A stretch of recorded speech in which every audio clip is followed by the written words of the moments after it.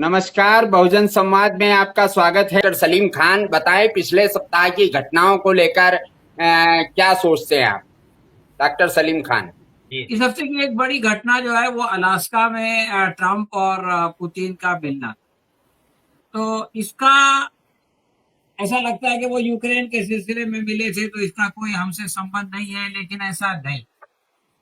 आप देखिए कि ट्रंप ने भारत पर 25% का जो टैरिफ लगाया था उसको 50% किया। तो उसका कारण ये बताया कि हम रूस से तेल खरीदते हैं, और वो 25% का असर अभी से जो है उद्योग धंधे पे दिखाई देने लगा। अगर ये 50% हो जाएगा 27 तारीख से, तो और ज्यादा गंभीर जो है वो परिस्थिति बनेगी।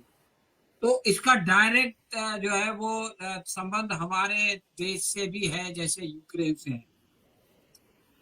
अब एक बात ये कही जा रही थी, और वो अमरीकी भी कह रहे थे, अमरीकी जो सांसद है वो भी कह रहे थे कि अगर अमेरिका और रूस का कोई समझौता हो जाता, जंग बंदी हो जाती, तो अमेरिका जो है वो रूस के ऊपर से प्रतिबंध खत्म कर देता।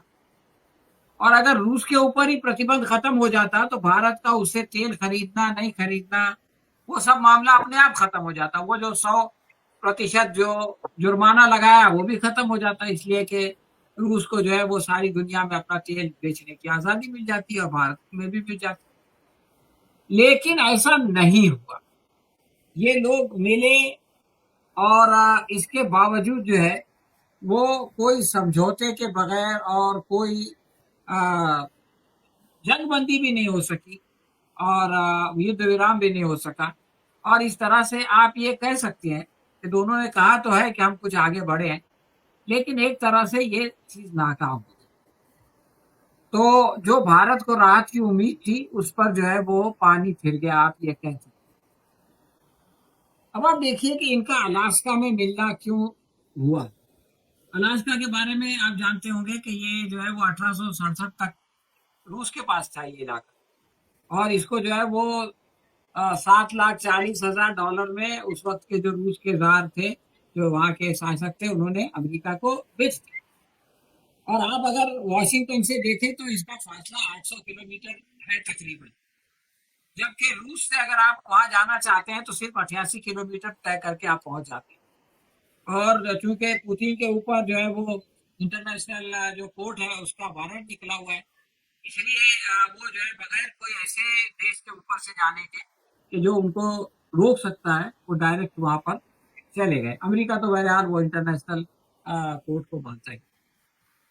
तो ये जो मुलाकात हुई है ये बहुत सांकेतिक मुलाकात है, यानी एक तरह से पुतिन अपने उस इलाके में गया जो किसी जमाने में उसके अपने देश का हिस्सा है, और उसने बातचीत की। और बातचीत में बावजूद इसके कि कोई समझौता नहीं हुआ, दोनों जो पुतिन और ट्रंप थे, इनके दरमियान कोई नाराजगी नहीं। यानी मैं आपको याद दिलाऊं, जिस तरह से जेलेंस्की और ट्रंप के बारे में बीच हुई थी, दोनों हंसते हुए आए, हंसते हुए बातचीत की, हंसते हुए प्रेस कॉन्फ्रेंस में आए और हंसते हुए। तो ये एक बहुत ही कॉम्प्लिकेटेड सिचुएशन है जिसको कि आमतौर से समझना बहुत मुश्किल है। लेकिन दुनिया की जो राजनीति होती है उसके अंदर ये होता है डिप्लोमेसी में कि दुश्मन का दुश्मन दोस्त होता है। अमेरिका के दो सबसे बड़े दुश्मनों की अगर आप बात करें तो पहला दुश्मन चीन है, प्रतिस्पर्धी कह सकते हैं, लेकिन आजकल प्रतिस्पर्धी को दुश्मनी समझा जाता है। और दूसरा जो है वो चीन है। और अमेरिका ये सोचता रहा है, बल्कि क्वाड बनाया इसलिए गया था कि भारत को जो है वो चीन के खिलाफ इस्तेमाल कर सके। इसी प्रकार यूक्रेन का जो जंग छेड़ी गई वो रूस को जो है वो कंट्रोल करने के लिए, रूस को काबू में करने के लिए की। लेकिन अब जो सिचुएशन है वो ऐसी है कि यूक्रेन जिससे लड़ रहा है रूस से, उससे अमेरिका बातचीत कर रहा है। और भारत का जिससे लड़ाई है पाकिस्तान, अमेरिका उससे करीब जा रहा है। और यूक्रेन और भारत दोनों को उसने दूर कर दिया अपने आप से। तो ये जो कुछ हुआ है इसको समझना बहुत जरूरी है। और मैं ऐसा समझता हूं कि जो ट्रंप का स्वभाव है उसको पाकिस्तान के आसिम मुनीर और रूस के जो है वो अध्यक्ष ने समझ लिया, और वो पुतिन जो है उसको उसका अपने पक्ष में इस्तेमाल कर रहे हैं। और भारत के मोदी जी और यूक्रेन के ज़ेलेंस्की वो अगर समझ भी रहे हैं तो सिचुएशन ऐसी पैदा हो गई कि वो उनको अपने पक्ष में इस्तेमाल नहीं कर पाए। देखिए, ट्रंप को सबसे ज्यादा क्या चीज पसंद है? ट्रंप को सबसे ज्यादा पसंद है कि उनकी तारीफ की जाए। अब आप देखें कि पुतिन ने कहा कि अगर आप दोबारा इलेक्शन जीत गए होते, पिछला इलेक्शन, तो ये जंग शुरू ही नहीं हुई। और ट्रंप बहुत खुश हो गए कि साहब मेरी तारीफ कर रहा है और ये बता रहा है कि मेरी वजह से जंग नहीं होती है, मैं जो है वो शांति दूत हूं। इसी तरह से आप देखें कि ट्रंप का एक सपना है नोबेल प्राइज शांति का। आसिम मुनीर ने तो बाकायदा रिकमेंड ही कर दिया कि इसने जो है वो भारत पाकिस्तान का युद्ध रुकवाया है, इसलिए जो है इसको नोबेल प्राइज मिलना चाहिए। अब ट्रंप उससे भी बहुत खुश है और दो दो मरतबा उनको जो है उसने बुलाया, पहले बातचीत के लिए बुलाया, अभी जो कमांडर इन चीफ चेंज हुआ तो फिर बुला लिया। तो ट्रंप की ये कमजोरी है कि वो अपनी तारीफ सुन के हवा में चले जाते हैं और इसका फायदा दोनों लोग उठा रहे हैं। अब यह कि ट्रंप को यह पसंद नहीं है कि उनसे मतभेद किया जाए, तो ट्रंप ने जो है आसिम मुनीर जब आए हुए थे तो प्रधानमंत्री मोदी से कहा कनाडा से आप आ जाइए मिलने के लिए, मुझसे मिलके जाइए। प्रधानमंत्री मोदी समझ गए कि भाई अभी अमेरिका जाने का मतलब है कि आसिम मुनीर के साथ खड़े होना, और फिर वो बोल देगा कि मैंने जंग रुकवाई, आसिम मुनीर कहेगा क्या इसने जंग रुकवाई और मैं ये कह नहीं सकूंगा। तो प्रधानमंत्री मोदी ने कहा कि मैं नहीं आता। ये बात ट्रंप को बहुत खराब है, हालांकि इसमें खराब लगने वाली बात नहीं है, लेकिन अब उसका अपना मिजाज। और उसी के बाद आप देखिए कि भारत के ऊपर वो 25% एक्स्ट्रा लगा और 100% जुर्माना लगा, ये सारी कहानी। तो ये पुतिन और आसिम मुनीर उसकी जो है वो कमजोरी का फायदा उठा रहे हैं, उससे कोई मतभेद नहीं करते। और जो है वो जिस तरह से भारत को मोदी को ट्रंप ने बुला लिया आसिम मुनीर की मौजूदगी में, उसी तरह से ज़ेलेंस्की के साथ भी उसने ये किया कि मीडिया के सामने बातचीत करना शुरू कर दिया ऑन कैमरा और इंसल्ट करना शुरू कर दिया।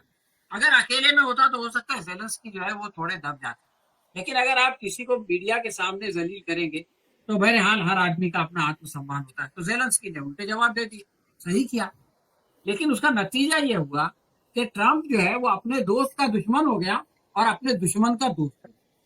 तो ये जो सिचुएशन पूरी दुनिया में बनी हुई है, इसका जो है वो नुकसान हो रहा है। अब आखिरी बात यह है कि प्रधानमंत्री मोदी ने लाल किला के प्राचीर से भी ये कह दिया कि मैं जो है वो अपने किसानों का और उनका वो नहीं करने दूंगा, मैं उनके साथ रहूंगा, उसके लिए मैं जो है वो कोई मेरा जाती नुकसान होगा तो भी मैं उसको बर्दाश्त कर लूंगा।